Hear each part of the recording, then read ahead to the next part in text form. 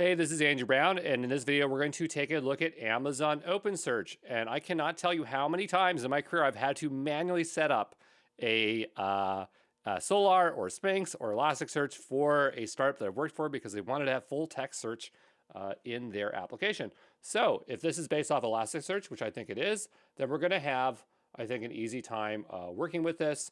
But I'm going in this blind, so I think that this shouldn't be too difficult. So we have a few options. We have create domains, reserved instance leases. I'm not looking to lease anything here. Packages, so that's kind of interesting there. And I guess plugins, if we wanted to bring in plugins, as a lot of these full text search engines, they'll have additional plugins that you might want to utilize. But before we do anything, I'm going to go take a look at the cost of this service because I'm really curious how expensive it is. If you're not comfortable with it, don't spin it up. But it seems like there is a free tier with 750 hours, and we can run it on a smaller compute. Seems like we provisioned the compute. So I'm going to go ahead here and create myself a domain, and we'll call this my domain. And we have easy create or create standard. I'm going to go create standard just because I want to see all the options. We have production and dev test. I'm going to go to dev test. Domain with standby, domain without standby. I'm going to say without standby. Select a deployment option that corresponds to the availability goals for you. Nodes in one AZ that are reserved. Nodes that are distributed across AZs, depending on that. I'm gonna go down to one AZ since I really, again, do not want to have a lot of spend here.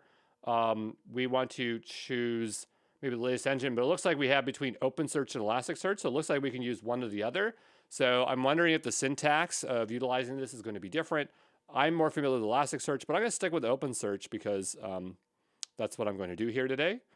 And it looks like we have Elasticsearch OSS clients such as Logstash, etc., that we can enable here. We'll go down below, and right away, that is way too big. I want this to be cheap, cheap, cheap. So let's see what we have here. Is there anything smaller? I think it's because this is memory optimized, and so if we go to general purpose, then we can go here and maybe choose something smaller. Yeah, down below here we have T3 small search. That sounds good to me. Are suitable only for testing development purposes. Well, that's what we're doing here. I only want one node. We have only EBS as our back storage. That's totally fine. GP3 is fine as well.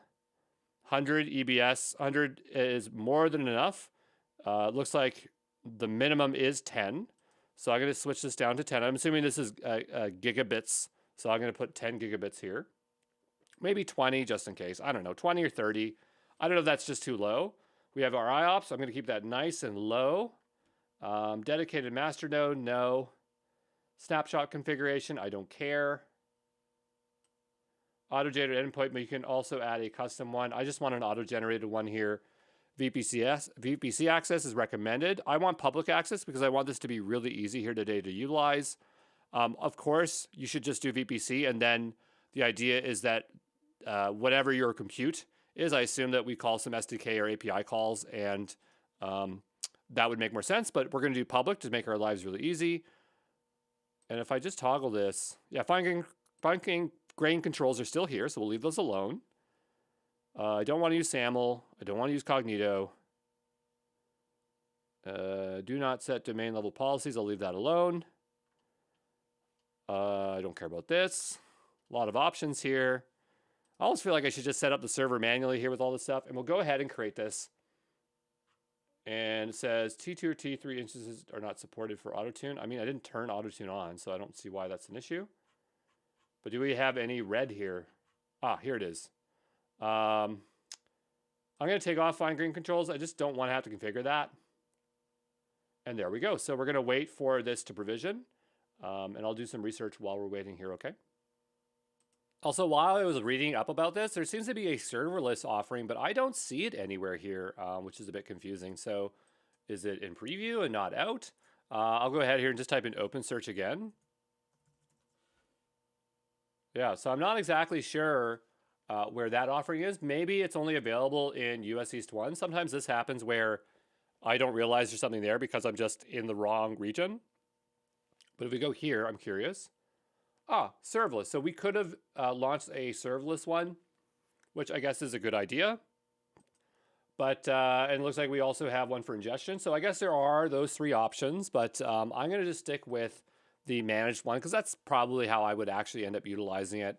Some of these serverless services aren't that great for, like, if you have like relational databases or full text search, I probably would never utilize serverless for that. It's just, I don't trust it. But anyway, I'm going to go continue on and try to figure out what we'll have to do programmatically to work with this, okay? So it seems like it's suggesting that maybe we interact with it using the SDK. Now it has Java examples. I'm not using Java, no way.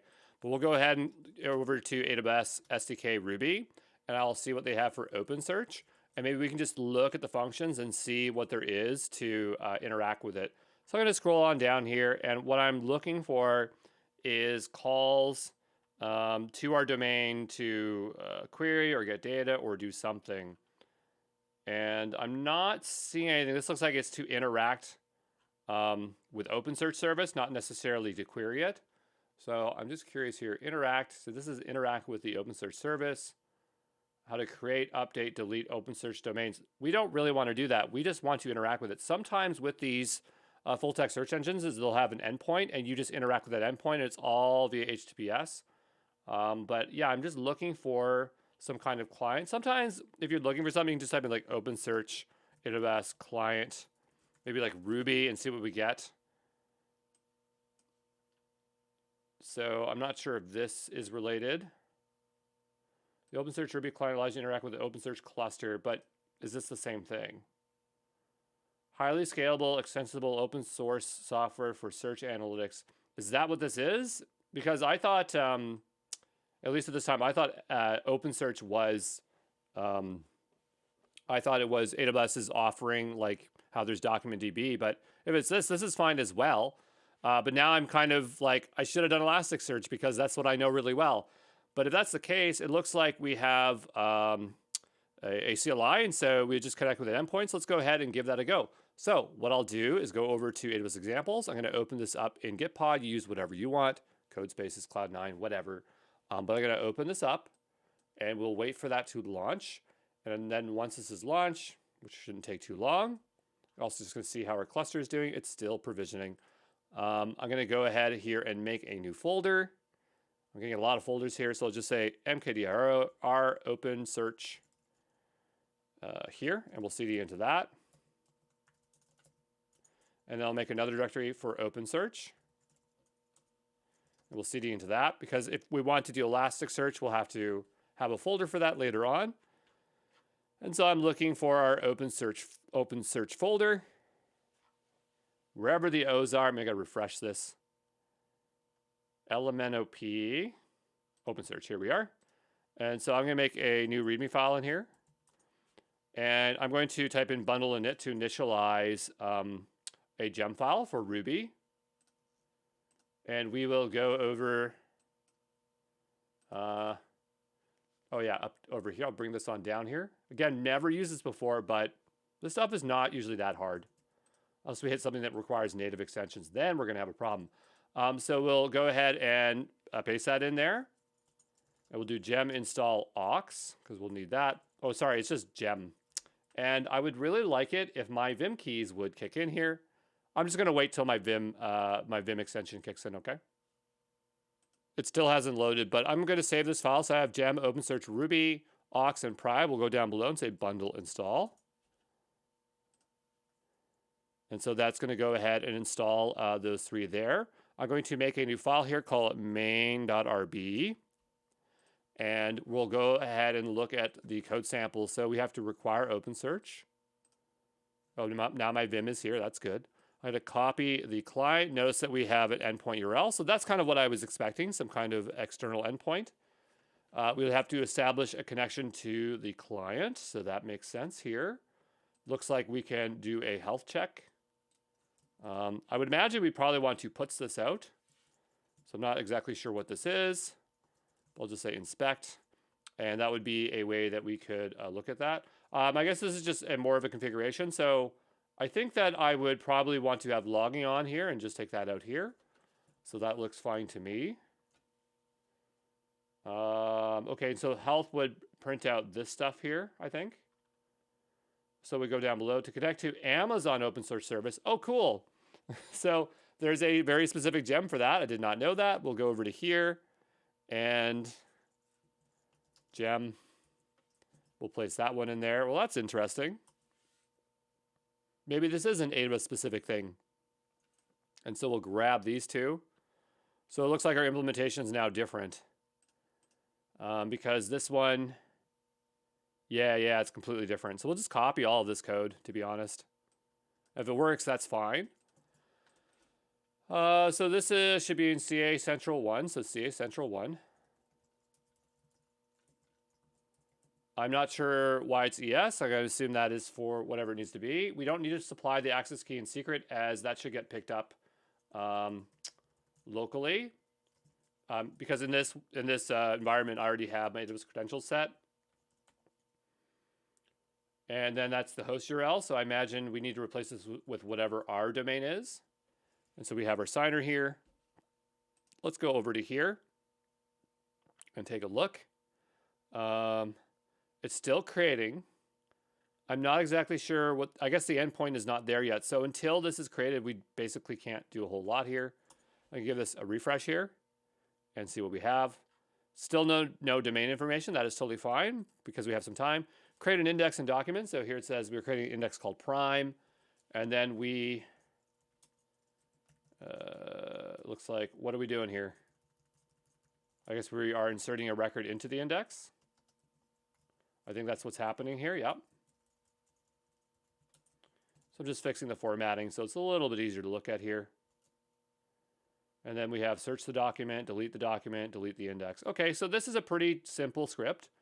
I might want to include pry in here just so that we can see what's going on. And then the idea is that we can just put binding pries in here. So say binding pry, binding pry, binding pry, binding pry. Because I don't know what this is going to return as the result or if it will return any results at all. So I'm looking at this, I'm going, okay, we're searching it, but it's not showing us what we would do with that data.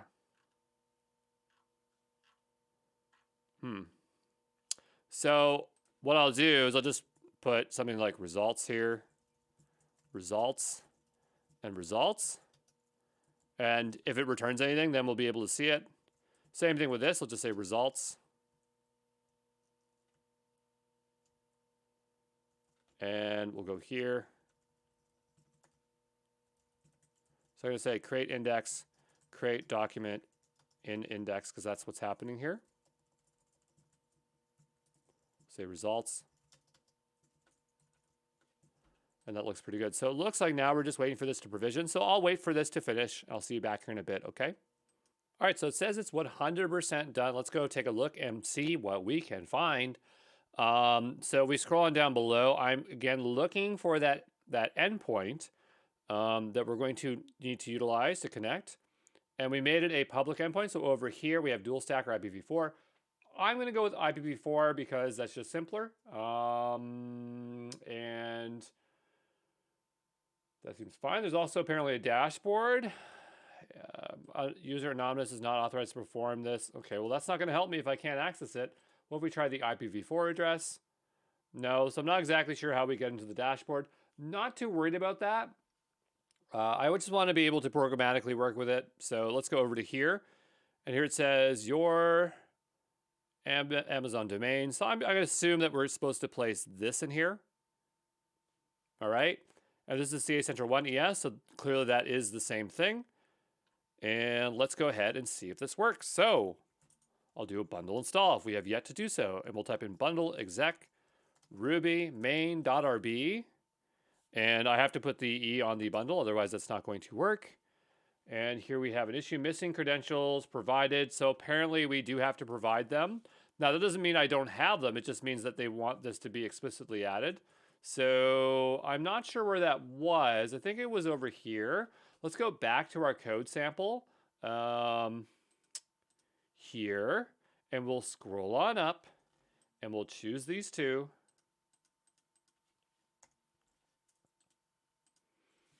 And we'll go here. Region. And what we'll do is we'll just access these via the environment variables. So it's kind of weird that I have to set this explicitly, but that's okay. AWS access key ID. And then I have env This is AWS secret access key. I'm going to assume that is correct. Way to do that. Usually I always look these up because I always forget them, but I'm pretty confident in this one. So I'm going to go ahead and hit enter. And this is showing up red, so I'm missing a comma here. Is it now happier? I'm not sure. Bring this down on another line. And it still looks like it's mad. Well, I'll try this again. And then it says here, AWS examples is not authorized to perform ES HTTP put with an explicit deny in the resource-based policy. So it sounds like there's an explicit deny here, and so I have to grant privilege so that I can do that. So we'll go over to security configuration. And there is an access policy here, so I'm assuming we'll have to change this access policy and allow my very specific user to utilize it. So we have a statement, deny all for everybody, but I'm going to change this to, I wonder if I can do this. I'm going to try to add another statement. I just don't know which order it takes place in. So if I go down here, and I say allow, what I want to do is then put in my user here. So I'm just going to say AWS principal role. And I think that I can just supply it in the AWS section here. Yeah, I think I can just place it in there. I always forget. Every time I do it, I always forget. We'll go over to IAM, and I'm going to go over to users. And I mean, this user should have an R, and I'm going to see if I can grab that directly. And I think that I can do this. I'll go ahead and just paste this in here as such. Like this. And I'll go ahead and save it. And I'm going to go back over to here, and we'll hit enter, and we'll try this again. It says explicit deny in a resource-based policy forbidden. But I think it's modifying it, so we actually have to wait for the configuration to take place. It's not instantaneous, so we'll have to wait, okay? And that is updated, so we'll go back over to here. We'll try this again and see what happens. And I still don't have permission. So what I don't know is that if I remove the deny, order of deny and allow statements in AWS IAM policy, because this is the order I don't know. So we'll go here.